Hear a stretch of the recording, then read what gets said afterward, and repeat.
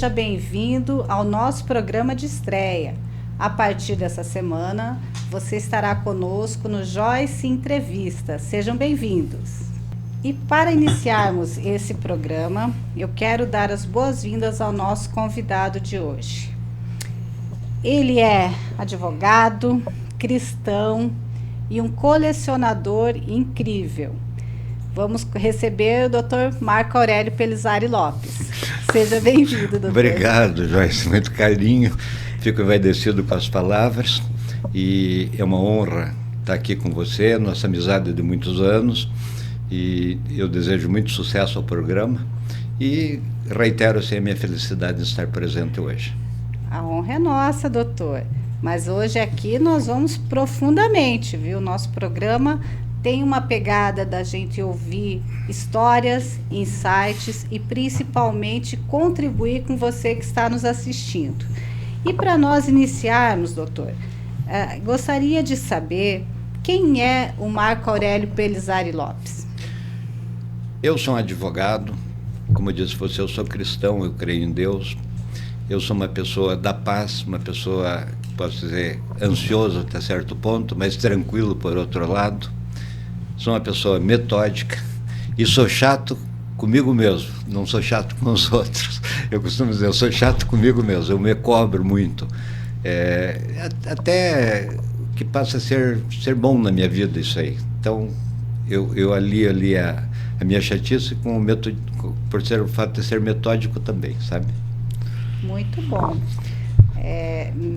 Método é sempre um caminho importante. Isso, e importante ainda, Joyce, eu sou também pai de 3 filhos maravilhosos, o Lucas, a Ana Carolina e o Matias Gutierrez, e avô, este ano, avô do Mateu, um menininho que completou ontem, a semana passada, aliás, 8 meses de idade.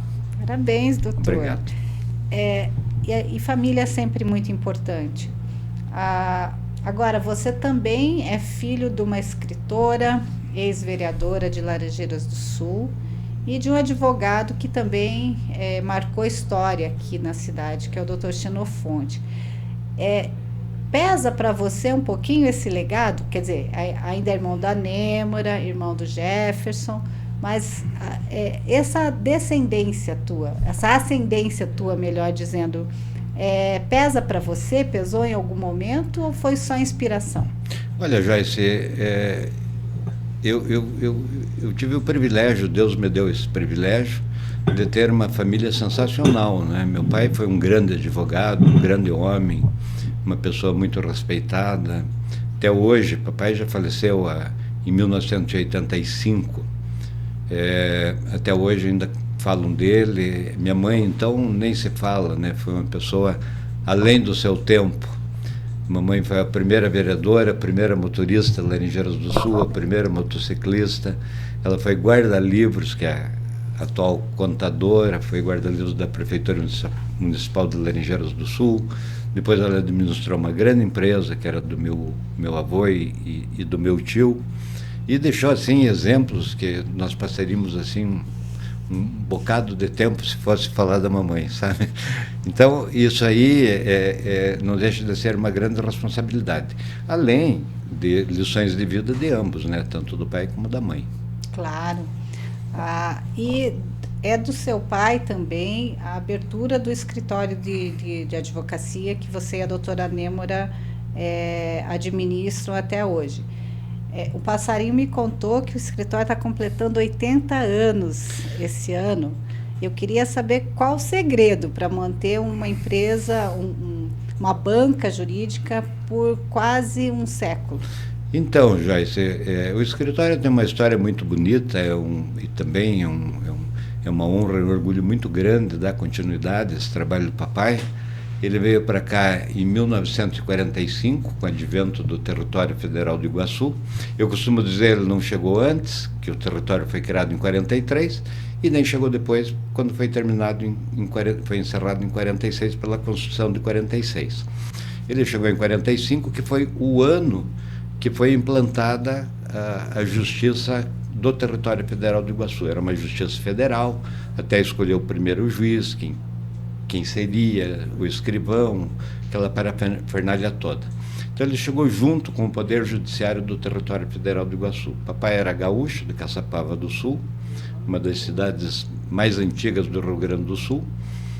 Formou-se na Faculdade de Direito de Porto Alegre, que depois transformou-se na Universidade Federal do Rio Grande do Sul, essa faculdade de Direito. À época tinham só 2 faculdades de Direito em todo o estado do Rio Grande do Sul, uma em Porto Alegre e a outra, eu não me recordo o nome, mas se eu me lembrar eu te falo. Mas enfim, formou-se, daí ele foi repórter da Voz do Brasil, morou em vários locais, Belo Horizonte, Rio de Janeiro, Recife e Montevidéu. Em 1940 ele fez a inscrição junto à OAB do Rio Grande do Sul, advogou ali por um certo tempo, foi também promotor de justiça lá no Rio Grande do Sul, e com a criação do Território Federal do Iguaçu, ele pensou, bom, vou procurar um novo caminho para a minha vida.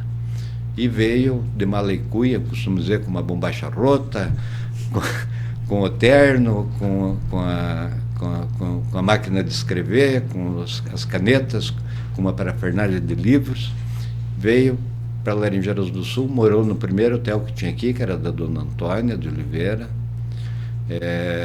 Hotel Santana, que existe hoje ainda a casa do Dr. Rangel de Souza Miller, e morou ali até depois conheceu uma mãe, montou escritório e continuou aqui por Laranjeiras do Sul desde então, 1945.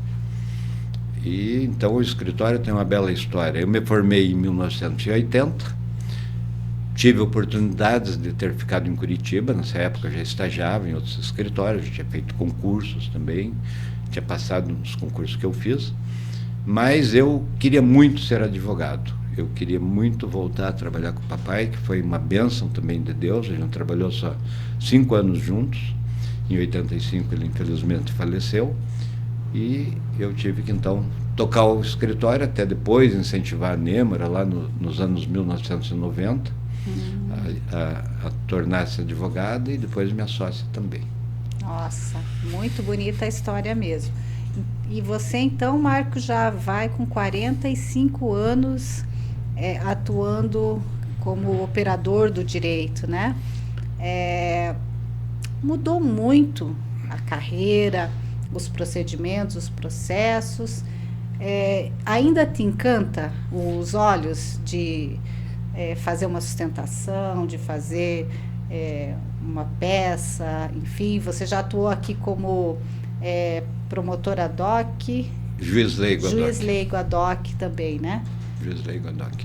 Então, Joyce, na verdade, com o advento da tecnologia, eu confesso para você que eu quase desisti, porque eu tenho uma dificuldade muito grande, eu sei o básico, na verdade, né?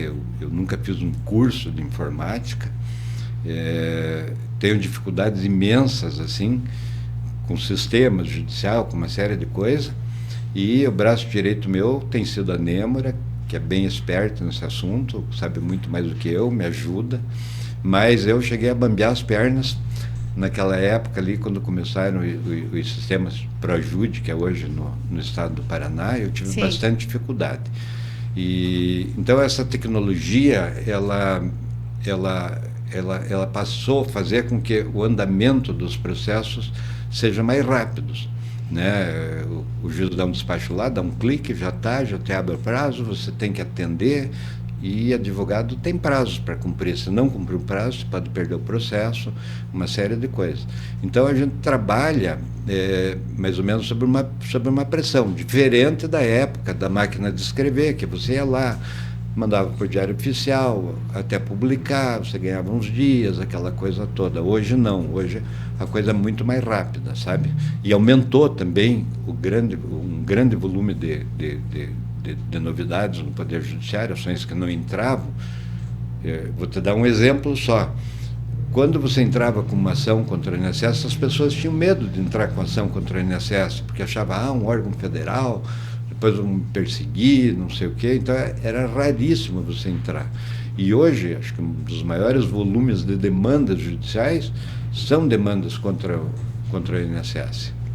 Pode ver a quantidade de advogados especializados em direito previdenciário. É uma casta muito grande de advogados nessa área, sabe? Doutor, queria falar um pouquinho dos seus hobbies, né? O senhor está vendo aqui que temos imagens de vários locais do mundo e assim como a sua mãe já foi uma pessoa que viajou para países longínquos, eu sei que você tem uma paixão por viajar, por conhecer. Duas coisas. Me fala quantos países você já conheceu até hoje e um ou dois que você certamente voltaria, que você recomenda aí para a nossa audiência. Então, Joyce, eu de momento não vou te dizer assim quantos países eu conheço, mas eu conheço uma boa parte da Europa, né? Conheço aqui da América do Sul, eu conheço o Uruguai, conheço a Argentina, conheço a Colômbia, conheço o Chile. Da América Central conheço o Panamá, conheço os Estados Unidos, já fui 3 ou 4 vezes para os Estados Unidos, gosto muito dos Estados Unidos, é um país que eu voltaria, esse está na minha relação. E o segundo país que eu voltaria, eu fico na dúvida agora, sabe? Porque a gente tem origem do lado do pai, origem portuguesa, e do lado da mamãe, origem italiana. A Itália é um país para se voltar qualquer momento. E Portugal também é um país que acho que eu voltaria também quantas vezes fosse necessário, sabe? Mas teve outros países que me marcaram muito também, né? Alemanha, Auschwitz foi uma situação que me marcou demais. Berlim, né, por causa da caída do muro de Berlim. Gostei muito da Polônia também, né, da Alemanha, enfim, tudo tem uma história atrás disso aí. O mundo, né? é muito bonito. É muito bonito. Então, viajar é tudo de bom, com toda certeza. Também adoro. Um outro hobby seu, que eu também conheço, são, eu diria, antiguidades, porque eu sei que você tem uma bela coleção de carros antigos, ainda deve ter, mas não é só carros, né, Marco? Você tem inúmeras peças que, inclusive, muitas você já doou para o Museu da Cidade. Onde nasceu essa paixão e como é que você cultiva esse hábito hoje? Pois é, Joyce, isso é uma coisa muito interessante, porque ao que me recordo, eu devia ter 13, 14 anos e já gostava das coisas antigas, das coisas que eu via na casa da mamãe, na casa dos meus avós, né? Avós por parte da mãe, porque avós por parte do pai eu não cheguei a conhecê-los, e aquilo me encantava, aquelas peças antigas, e eu, desde aquela época, eu comecei a guardar uma coisa ou outra, uma moeda, uma nota de dinheiro, e ao longo dos anos foi desenvolvendo isso aí, e eu realmente eu gosto muito, e não só das coisas antigas, como deixar alguma coisa detonada, de repente restaurar, mandar restaurar aquilo que eu não consigo, que não sei, eu sei muito pouco de restauração, mas assim, procurar pessoas especializadas, mandar restaurar, etc. e tal. E os carros, realmente eu sempre fui apaixonado por carros, né? O primeiro carro antigo que eu tenho, ele já está comigo desde 89, né? É um Aero Willys 1966, e depois eu fui comprando outros carros, né? Eu gosto muito de carros antigos, gosto das coisas da época, né? Para mim, assim, os anos 40, 50, 60, 70 e 80, né? É o período que eu convivo. Eu não sou muito da época medieval, da época dos egípcios, dessa coisa toda de história. Até as coisas que eu leio, eu gosto de ler coisas mais ou menos nessa época, de 1940 para cá, sabe? Vintage. Vintage. Seja a palavra. Vintage. E o Marco Aurélio também é um leitor que impressiona. Não foi nenhuma nem duas pessoas aqui de Laranjeiras que já me comentaram que viraram leitores ou por presente que você deu ou por indicações de livros que você recomendou. E quem lê muito, eu brinco que um dia vira escritor, né, Marco? Como é que está essa carreira? Quantos e quais livros se publicou? E o que está no prelo hoje, doutor? Bom, eu publiquei um livro que chama As Aventuras de Matias Echegarribia. Tive, né, o prazer de você foi a minha editora, me ajudou no lançamento, foi uma coisa maravilhosa, foi bem divulgado o livro. E eram historinhas que eu contava, umas verídicas, outras inventadas, que eu contava para os meus filhos, os 2 filhos mais novos, enquanto eles eram crianças. Então é um livro que eu costumo dizer que ele serve para pessoas de 8 a 80 anos de idade, né? Foi uma satisfação muito grande eu ter feito esse livro. E agora, a capa é o desenho do Matias, a capa é o desenho do Matias, exatamente. É o desenho dele. Né? E agora, o que está no prelo, Joyce, em decorrência da comemoração dos 80 anos do escritório, eu acho que merece um registro, deixar para as gerações futuras, toda a história do meu pai, a história do escritório, algumas histórias de alguns processos que a gente possa comentar, né? Tem coisa muito interessante. O escritório de 80 anos atendeu casos e casos e casos, né? Então, em todas as áreas. E assim, o que é interessante ainda na minha profissão e da Nêmora, que nenhum nem o outro tem qualquer especialidade. Nós não temos doutorado, não temos nenhuma especialização. É uma caça de advogado que está terminando. São advogados clínicos gerais. Você conta nos dedos esse tipo de advogado, que faz de tudo um pouco, né? Eu, especialmente, eu não advogo na área previdenciária, pouca coisa na área administrativa e também quase que nada na área tributária, mas esse filão aí de direito civil, alguma coisa de direito criminal, que é a nossa área principal, direito do consumidor, acidentes, obrigações, etc. e tal, sabe? Então, isso já veio do meu pai, que ele era assim também, era um clínico geral, né? Eu me lembro que ele dava conselho em todas as áreas, sabia de tudo um pouco. Você tem 2 filhos formados em Direito também, Tenho né, 2 filhos. O Lucas, que é o mais velho, está com um belo escritório de advocacia na cidade de Queiroz de Iguaçu, trabalha com a mãe dele lá, está muito bem. Mas esse já é um advogado mais especializado em direito previdenciário. O escritório deles é focado em direito previdenciário. E a Ana Carolina, que formou-se em direito, e hoje ela diz assim, não adianta perguntar para o pai o que eu faço, porque ele não sabe explicar. Mas, enfim, ela faz divulgações para redes sociais, Instagram, Facebook, etc. E tal. Ela é uma influência. Uma influência. Ela também. Ela está muito bem nessa área, ela se acertou, né? Fez direito, se formou, mas não prestou o concurso, o exame da OAB, então não é advogada, é bacharel em Direito, mas se dá muito bem no que ela está fazendo, sabe? Bom, você falou dos 2, você fala o que o Matias está fazendo também. O Matias é um arquiteto, né? Até por influência do pai, porque eu gosto também muito da arquitetura. Múltiplos interesses.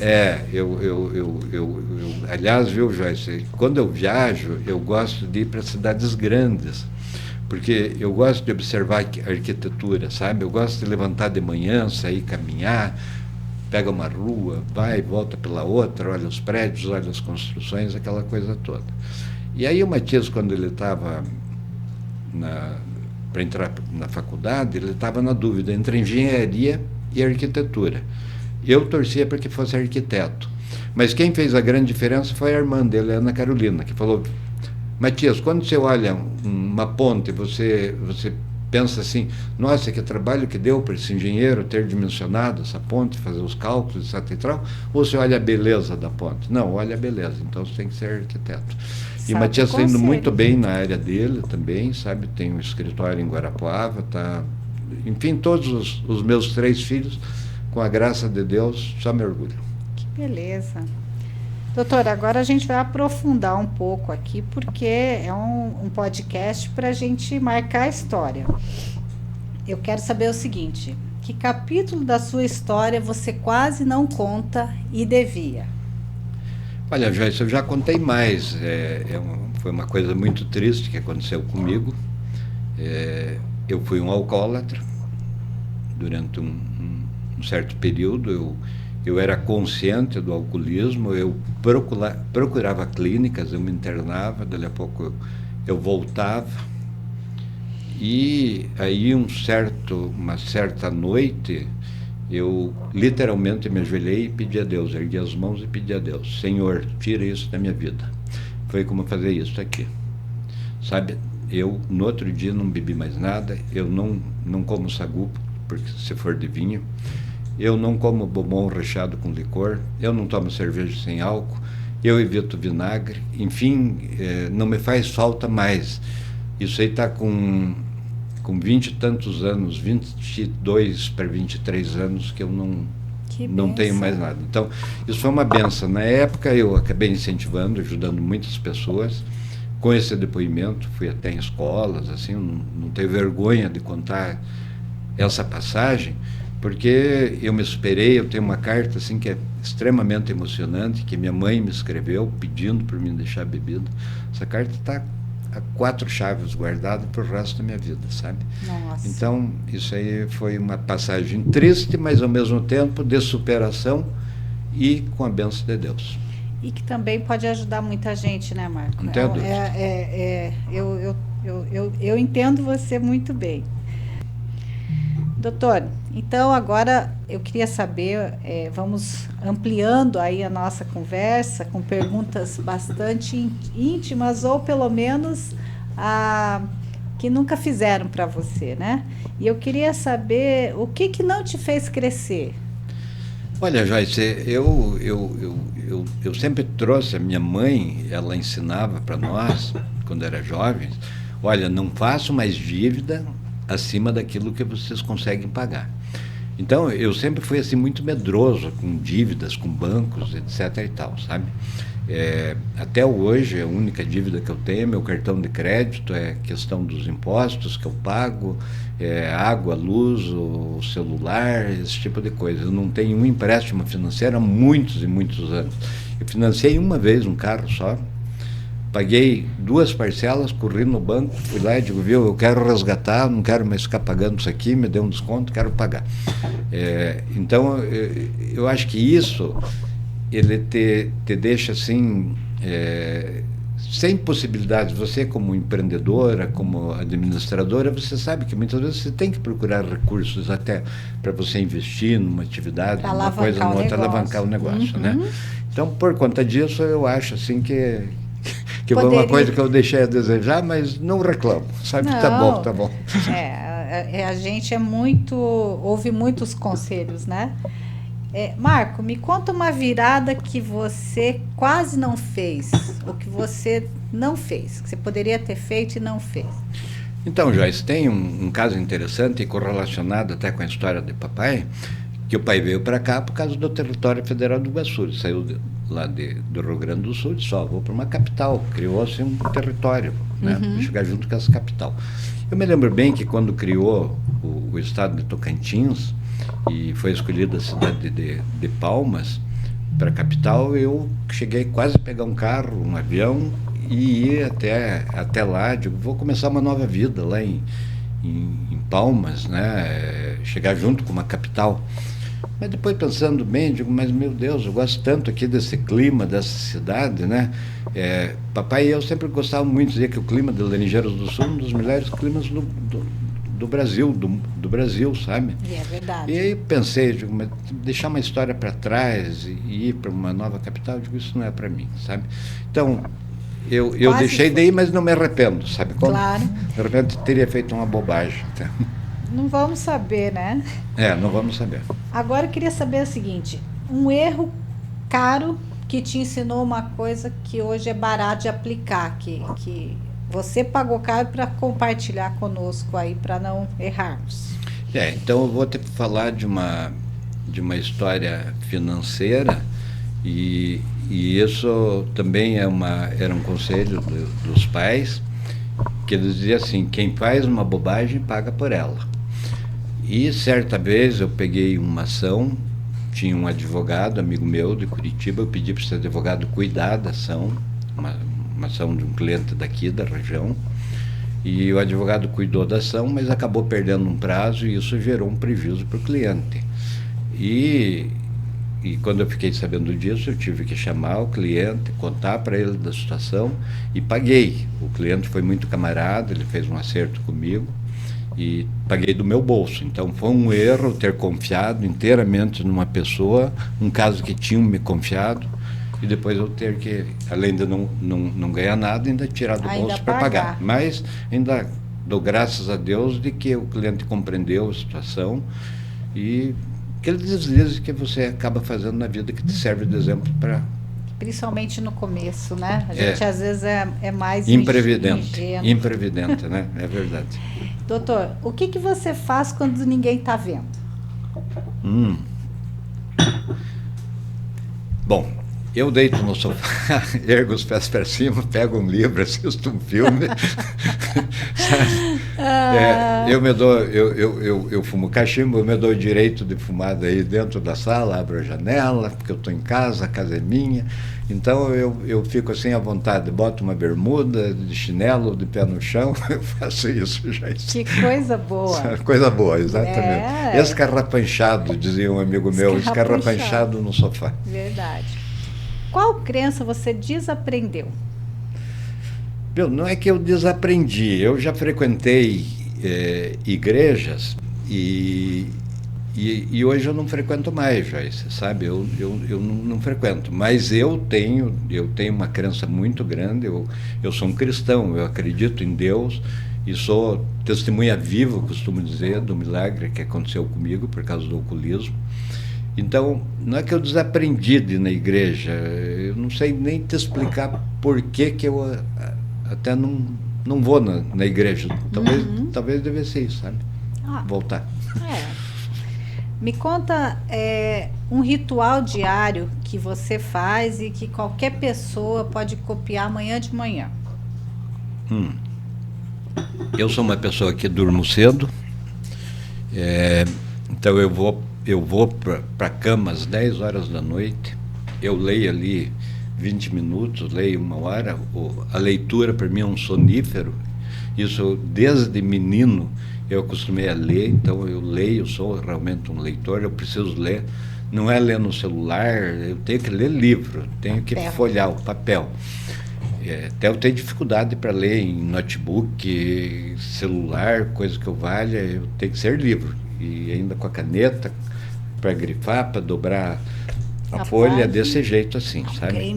Então, eu deito, vou me deitar às 10 horas, 10h30, eu estou desligando a luz, acordo muito cedo, todo dia, entre 5h30 até máximo 6 horas eu estou em pé.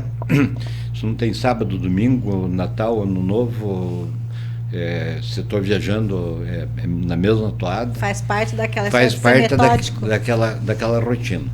Então, aí acordo muito cedo, faço higiene pessoal e a primeira coisa que eu faço, eu sou um homem viciado em café. A primeira coisa que eu faço é esquentar o café, eu tenho que passar o café ainda no coador de pano, aí eu passo um café, eu saio para fora, eu gosto de dar uma caminhada, ver como que está o tempo, e depois que eu vou, na sequência, eu leio uma passagem bíblica todo dia, divulgo na minha rede social, as pessoas acompanham, que me satisfaz, sempre tem uma passagemzinha bíblica, vejo alguma mensagem que possa ter recebido durante a noite, e aí eu faço um exercício que é ergométrica, ou é bicicleta, ou mesmo caminhada, que são 5 quilômetros antes de chegar no escritório. Eu tenho que chegar no escritório também antes da secretária.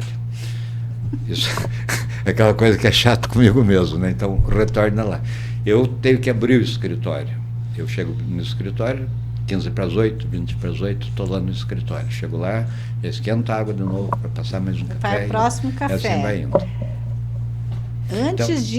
Antes das 8, você já fez exercício? Já fiz 5 quilômetros, eu já fiz. Eu acho que é um grande exemplar. É um grande exemplo, né? Doutor, agora a gente tem uma sessão de ping-pong aqui, tá? Um livro para sublinhar. Olha, Joyce, eu tenho muitos livros para sublinhar, sabe? Eu tenho uma bela biblioteca, sabe? Muito boa, muito sortida. Eu gosto muito de histórias verídicas, né? Eu tenho que sublinhar dois, sabe? Um livro que chama assim, Como Eles Morreram. Então, conta as passagens da morte de muitas pessoas. E é um livro muito interessante, que você fica sabendo, né? Casos de suicídio, casos de morte por acidente, casos de morte por doença, enfim, como que as pessoas morreram. E eu trouxe aqui para você esse livro da Tina Turner, que é um livro biográfico, Minha História de Amor, porque a Tina Turner, além de ter sido uma rainha do rock, ela ganhou 12 Grammys. Foi vencedora de 12 Grammys. Ela sofreu muito na vida, ela foi uma pessoa extremamente pobre, a família colhia algodão nos Estados Unidos, ela cantava no coral da igreja, e ali depois casou com o Wilkie Turner. Que é a história que ela conta no livro? Que ela conta no livro, aquela coisa toda, e depois que ela separou, divorciou-se dele, ela se tornou a rainha, sabe como? Até fez assim um patrimônio de, se não me engano, 250 milhões de dólares. É muito dinheiro que ela deixou. E vendeu, acho que mais de 100 mil cópias dos discos dela. De alguns álbuns. Ótima dica esse aqui. Esse, exatamente. Se alguém quer ler um livro bom, leia esse. Não vai se arrepender. Doutor, um não negociável. A honestidade. Caráter são inegociáveis, né? Então, assim, a gente leva como tônica isso aí no escritório, ser honesto com os clientes, honesto também com os adversários nas ações. É uma coisa assim maravilhosa. Você botar a cabeça no travesseiro e dormir tranquilo, Joyce. Perfeito, é impagável. Perfeito. Me conta um fracasso que te marcou para sempre. Olha, eu não tive assim algum fracasso grande, sabe? Eu tive algumas decepções, né? Decepções no sentido de algumas parcerias que eu fiz profissionalmente, algumas coisas nesse sentido, mas nada, tudo coisa que ultrapassou, que já foi, é passado, e sempre para frente. Eu até tenho aqui uma como é que chama aqui, Joyce? Tatuagem? Uma tatuagem, que é assim, uma flechinha para frente. Olha, o Marco tem uma tatuagem, essa eu não sabia. A única, mas tem. Eu queria saber que conselho você daria para o Marco Aurélio de 20 anos. Então, Joyce, é assim, ousadia, você ser um pouco mais ousado, sabe?